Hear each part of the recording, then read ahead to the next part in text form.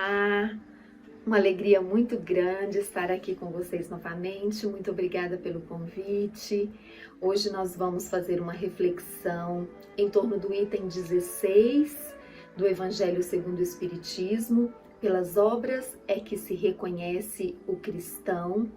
E esse item está no capítulo 18, muitos os chamados, poucos os escolhidos.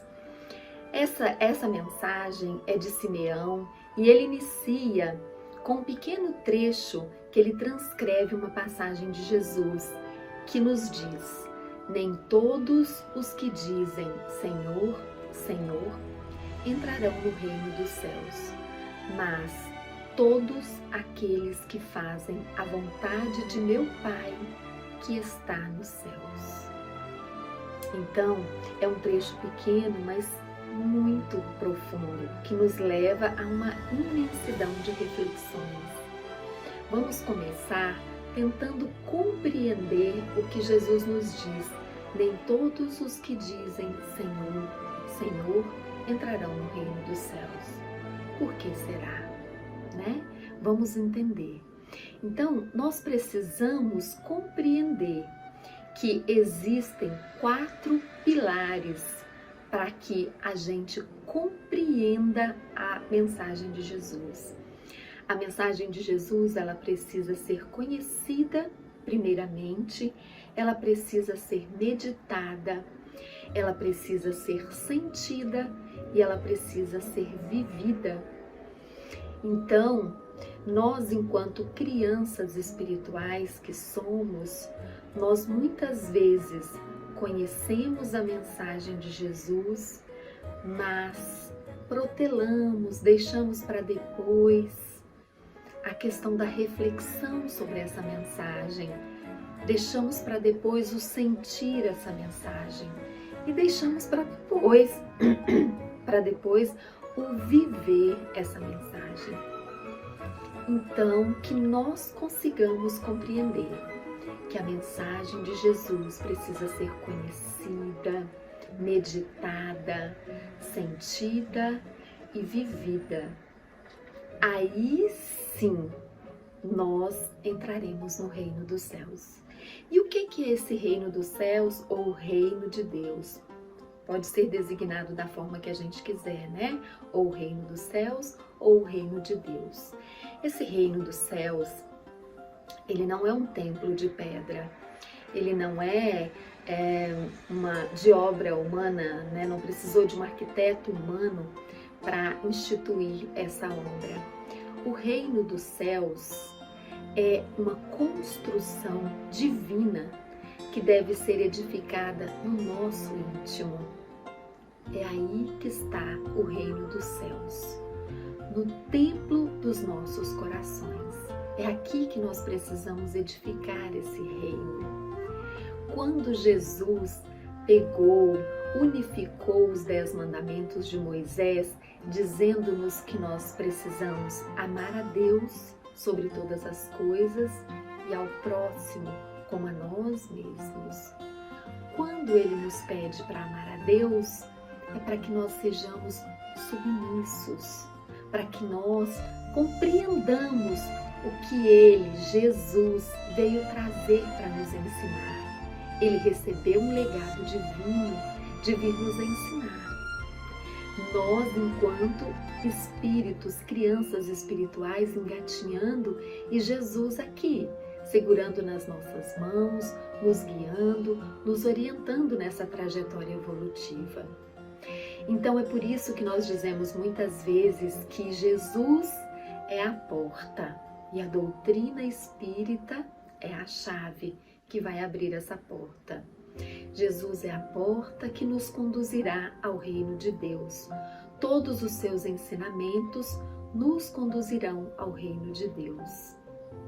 E a doutrina espírita, ela vem facilitar, nos auxiliar na compreensão das parábolas de Jesus, dos ensinos de Jesus, que muitas vezes nós lemos, às vezes fica incompreensível, né? as nossas cabecinhas assim ainda não muito inteligentes na questão da compreensão. E aí a doutrina espírita vem fazer esse esclarecimento para nós. Por isso que nós chamamos a doutrina espírita de o Consolador Prometido. Porque Jesus sabia que num determinado momento, quando nós, espíritos imortais, estivéssemos cansados, né, de tanto dar murro em ponta de faca, não é assim que a gente fala na linguagem popular e comum? De tanto errar. Quando nós estivéssemos cansados de tanto errar, nós procuraríamos, nós volveríamos, nós retornaríamos aos seus ensinamentos de luz e amor. Então, nós precisamos edificar no nosso íntimo essa construção divina que é o reino de Deus dentro de nós. Quando a gente fala sobre o reino de Deus dentro de nós, me ocorreu um poema da Alta de Souza, que eu acho muito bonito, que ele é apropriado para muitos momentos que a gente vai fazer algumas conversas em torno do Evangelho.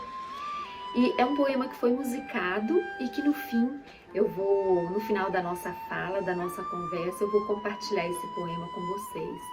Que a Alta de Souza, ela nos diz: volve ao teu templo interno abandonado. Volta para o teu templo interno abandonado, para o teu íntimo abandonado, a mais alta de todas as capelas. Então, para que a gente edifique aqui na nossa intimidade a mais alta de todas as capelas, e as respostas mais lúcidas e belas hão de trazer-te alegre e deslumbrado. Ouve o teu coração em cada prece. Deus responde em ti mesmo e te esclarece. Então ela vem nos falar ainda sobre a força da oração. Nós tínhamos uma companheira em uma instituição espírita lá em Planaltina, ela até já desencarnou, e ela dizia que a gente devia abrir a porta do nosso dia com uma prece e fechar a porta do nosso dia com uma prece. Então é uma mensagem simples, né? Mas que fala tão fundo na nossa alma que a gente não esquece de jeito nenhum. Então, dando continuidade, outra coisa também aqui que a gente precisa fazer uma reflexão é que Jesus, quando ele pega os 10 ensinamentos, os 10 mandamentos de Moisés, e ele compila em 3 mandamentos ou um só mandamento, que é o amor, né? A lei de amor, porque o que ele nos pede? Ele nos ensina que nós precisamos amar a Deus sobre todas as coisas e ao próximo como a nós mesmos, ou seja, a lei de amor. Então, quando ele nos pede para amar, aí eu fiquei lembrando daquela passagem de Pedro, que todos nós já conhecemos, né? Uma parte bíblica, que Pedro, Jesus, né, ali sentindo que Pedro ainda não tinha entendido o verdadeiro significado do amor, que não era algo externo, que era algo interno mesmo, ele faz alguns questionamentos para Pedro. Ele fala: Pedro, tu me amas? E Pedro responde para Jesus: sim, Senhor. Aí Jesus, para confirmar, né, aquilo, ele faz uma segunda pergunta: Pedro, tu me amas? E Pedro responde para Jesus: sim, Senhor. E Jesus, pela terceira vez, para confirmar mesmo, né? E para ver também, para testar Pedro, se Pedro compreendia de fato o que ele estava perguntando: Pedro, tu me amas? E Pedro respondeu a Jesus: sim, Senhor. Só que logo em seguida, a gente percebe ali na crucificação de Jesus, quando uma mulher se aproxima de Pedro e pergunta a ele, né? Você não é um dos seguidores do Galileu? Pedro diz que não. A mulher continua insistindo nos questionamentos se Pedro não era um seguidor de Jesus. E Pedro vai negando Jesus por 3 vezes. Então, Pedro não tinha compreendido de fato, não tinha compreendido o que era o amor de verdade. Ele estava ainda preso aos atos exteriores, sem pensar no interior, que o sentimento tinha que vir profundamente ali do seu íntimo. E algo que nós precisamos compreender também é que o amor verdadeiro, ele não espera que o ser amado seja perfeito ou que ele melhore para ser amado. Isso aqui, gente, o amor não é uma prova de escola, não é uma prova de concurso. A gente não precisa melhorar para ser amado. O amor não exige nada. Nós que somos mães ou pais, né? A gente tem que compreender o seguinte: enquanto o nosso filho ele não andava, nós o amávamos menos. Então é nisso que nós precisamos pensar, né? É porque ele não corresponde às minhas expectativas que eu amo menos? Não, eu amo incondicionalmente, independente do que ele seja, da opção dele, né, de ser violento ou não. A gente simplesmente ama. Então, o verdadeiro amor, ele não espera que o ser amado seja perfeito para que ele seja amado. Então, que a gente compreenda que Deus, ele nos ama, independente de como nós estejamos nesse momento. Somos crianças espirituais? Somos. Estamos dando passos para nossa evolução como espíritos imortais? Estamos. E Ele nos assiste amorosamente em todos os momentos da nossa existência. Ele envia os seus mensageiros, Ele envia anjos guardiões, espíritos protetores, amigos espirituais para nos inspirar, para estar ao nosso lado, para cuidar de nós carinhosamente, como crianças espirituais. Como a gente não abandona os nossos filhos, né, em processo, quando eles estão engateando, começando a andar, a gente tenta sempre estar por perto para auxiliar de alguma maneira. Então Deus, da mesma forma, age conosco com um amor muito mais sublime, muito mais puro, porque o nosso amor ainda está sendo purificado. Nós ainda não compreendemos, né, a pureza verdadeira do verdadeiro amor, mas nós estamos a caminho.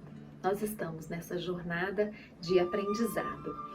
E aí, outro item que Simeão coloca para nós é: será bastante trazer a libré do Senhor para ser fiel servidor seu? Bastará dizer sou cristão para que alguém seja um seguidor do Cristo? Então, gente, nós precisamos entender que não basta dizermos somos cristãos, não basta dizermos. Atos exteriores não bastam para sermos fiéis seguidores do Cristo. É necessário muito mais do que atos exteriores. É necessário sermos homens de bem ou homens do bem. Quando nós nos referimos a homens de bem, nós estamos nos referindo à raça humana. Entendamos dessa forma, a raça humana. Então nós precisamos ser homens do bem, homens que plantem o bem, homens que vivam o bem. Não é viver bem, tá, gente? É diferente. Viver bem é uma coisa, agora viver o bem é outra coisa. E até que nós cheguemos nesse estágio de viver o bem, aí está, né, uma justiça, uma misericórdia e um amor divino por nós incondicional, que nos concede a bênção da encarnação. para que esse processo nas nossas vidas enquanto espíritos imortais seja um processo educativo. Então, o que nós aprendemos, né, nas nossas milenares encarnações, nas nossas diversas encarnações? Nós vamos aprendendo aos poucos.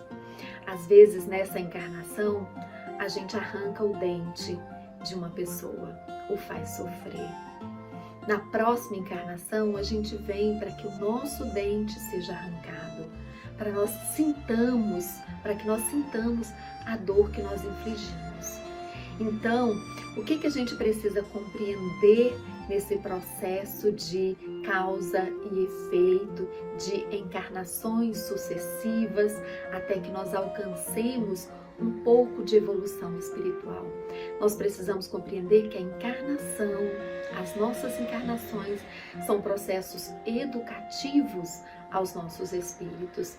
Não é uma dor, não é um sofrimento.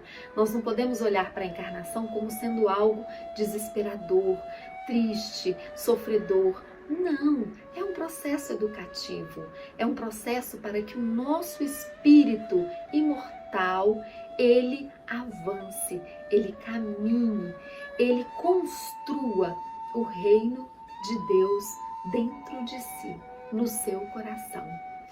E quando o Simeão diz para nós, né, procurai os verdadeiros cristãos e os reconhecereis pelas suas obras.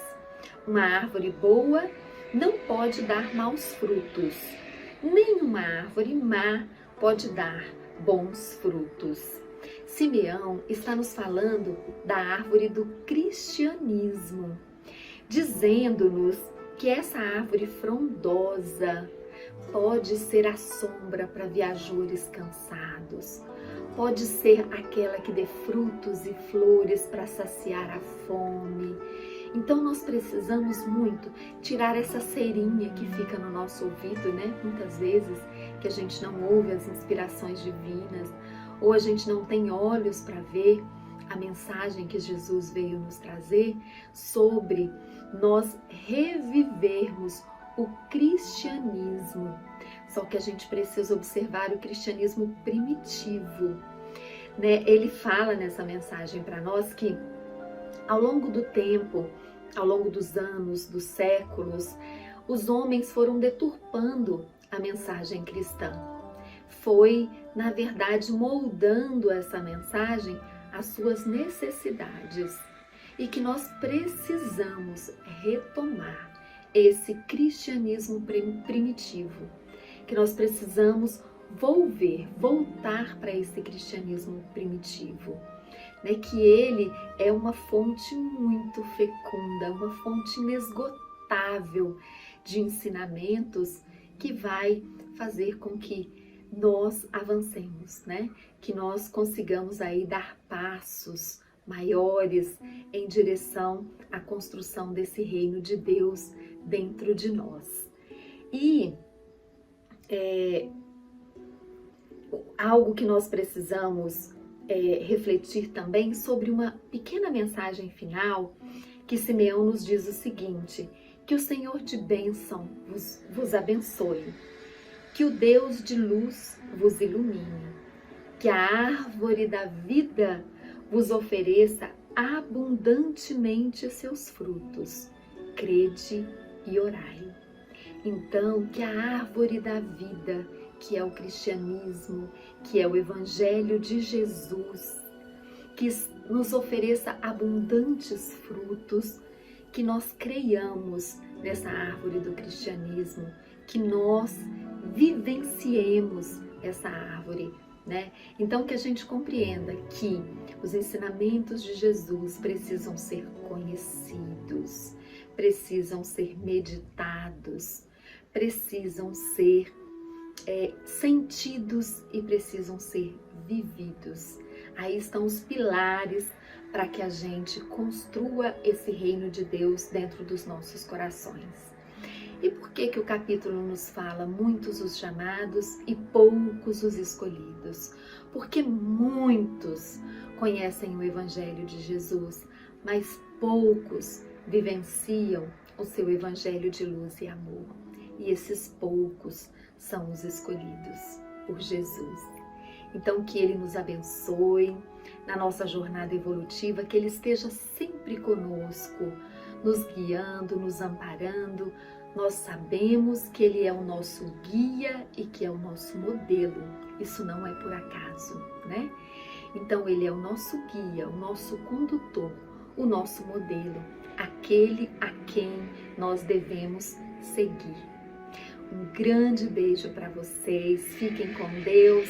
E eu vou cantar aqui, como prometido, a musiquinha que eu falei com vocês, que se chama Mensagem Fraterna, que é um poema da Alta de Souza.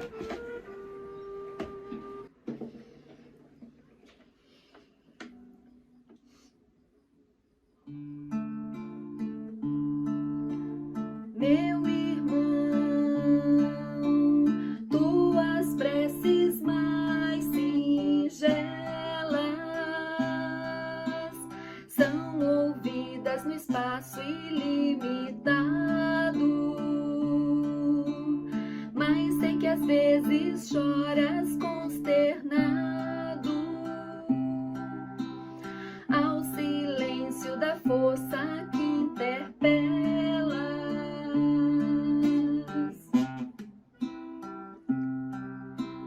Volve ao teu templo interno abandonado, a mais alta de todas as